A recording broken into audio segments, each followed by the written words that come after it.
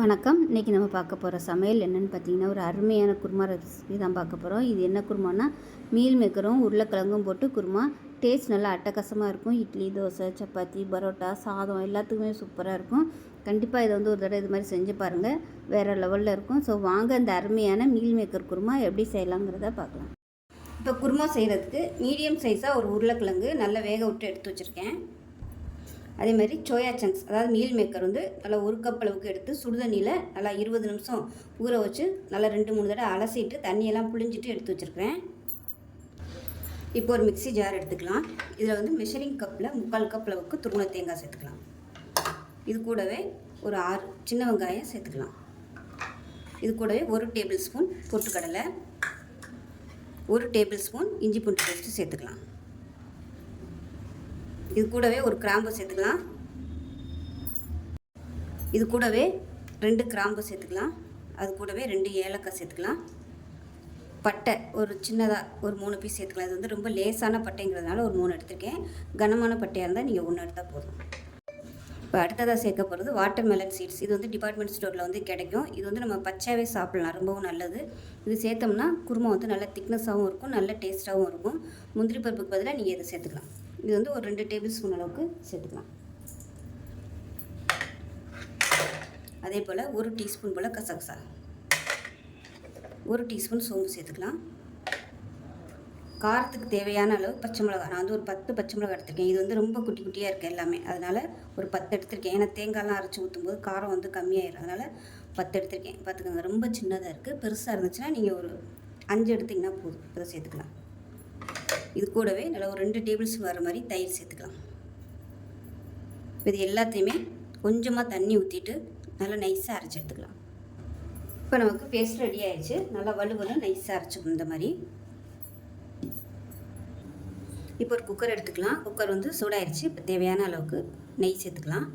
நெய்யில் செஞ்சிங்கன்னா குருமா டேஸ்ட்டு சூப்பராக இருக்கும். அதனால் நான் கொஞ்சமாக நெய் சேர்த்துருக்கேன். இப்போ தேவையான அளவுக்கு எண்ணெய் சேர்த்துக்கலாம். எண்ணெய் சூடானதும் 3 பிரியாணி இலை சேர்த்துக்கலாம். கொஞ்சமாக கல்பாசி, ஒரு 2-3 பீஸ் கல்பாசி, 1 டீஸ்பூன் போல் சோம்பு. பட்டை கிராம்பெலாம் நம்ம அரைச்சிட்டோம்னால இது ஃப்ளேவருக்காக மட்டும் சேர்த்திங்கன்னா போதும். இது கொஞ்சம் பொரியட்டும். சோம்பு பொரிய ஆரம்பிக்குது. கருவேப்பிலை சேர்த்துக்கலாம்.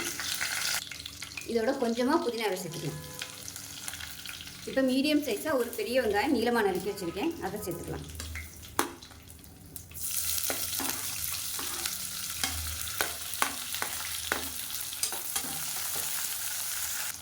இப்போ வெங்காயம் இந்தளவுக்கு வதங்கினா போதும். ரொம்ப வதக்கிட்டோம்னா கலர் மாறிடும். மீடியம் சைஸாக ஒரு தக்காளி ரொம்ப சேர்க்க வேணாம், கொஞ்சமாக சேர்த்திங்கன்னா போதும். இந்த அளவுக்கு சேர்த்தா போதும்.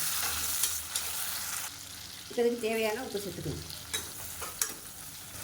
இப்போ நம்ம சுடுதண்ணில் போட்டு சின்ன சின்னதாக கட் பண்ணி வச்சுருக்கேன். இது பெரிய மீல் மேக்கர், அதனால் 2ஆக கட் பண்ணி வச்சுருக்கேன். இப்போ சேர்த்துக்கணும்.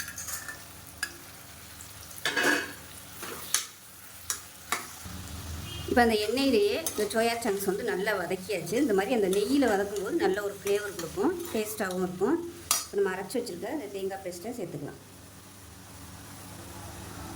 சேர்த்துட்டு நல்லா எண்ணெய் பிரிஞ்சு வர அளவுக்கு வதக்கி விட்டுக்கலாம். ஏன்னா வெங்காயம்லாம் நம்ம பச்சையாக சேர்த்துருக்கோம், அதனால் ஒரு 2 செகண்ட் நல்லா அந்த எண்ணெயில் வதக்கி விட்டுக்கலாம்.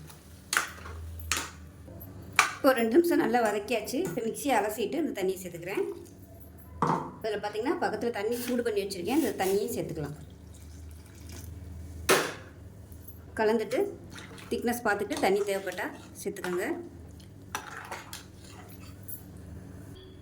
இப்போ இது நல்லா திக்னஸாகவே இருக்குது. இன்னும் கொஞ்சம் தண்ணி சேர்த்துக்கிறேன். ரொம்ப தண்ணி விட்டுற வேணாம், ஏன்னா சோயா சங்க்ஸ்லேயே தண்ணி இருக்கும். நம்ம தண்ணியாக வச்சிட்டோம்னா அதில் தண்ணி வரையில் ரொம்ப தண்ணியாக போயிடும். அதனால் கவனமாக பார்த்து வச்சுக்கோங்க. இது கரெக்டாக இருக்குது. கொஞ்சம் திக்காக தான் இருக்குது, கரெக்டாக வரும். இப்போ உப்பு டெஸ்ட் பண்ணி பார்த்துட்டு, இப்போ உப்பு செக் பண்ணி பார்த்துட்டு பத்தலைன்னா உப்பு சேர்த்துக்கலாம். இப்போ இந்த ஸ்டேஜில் உருளைக்கிழங்கு வேக விட்டு வச்சுருக்கதை இந்த மாதிரி நல்லா மசிச்சு விட்டு சேர்த்துக்கோங்க. இது நல்ல ஒரு ஃப்ளேவர் கொடுக்கும். இப்போ கலந்து விட்டுக்கலாம். கலந்து விட்டுட்டு திக்னஸ் பார்த்துக்கோங்க. தேவைப்பட்டால் தண்ணி ஊற்றிக்கலாம். நான் இன்னும் கொஞ்சம் தண்ணி சேர்க்குறேன். எடுத்துட்டு மூடி வச்சிடலாம். குக்கரை மூடிட்டு நல்லா ஒரு 3 விசில் விட்டுட்டு ஸ்டீம் போனதுக்கப்புறம் பார்க்கலாம். இப்போ ஸ்டீம் விட்டு இப்போ ஸ்டீம் எல்லாம் போயிடுச்சு. எப்படி இருக்குன்னு பார்க்கலாம்.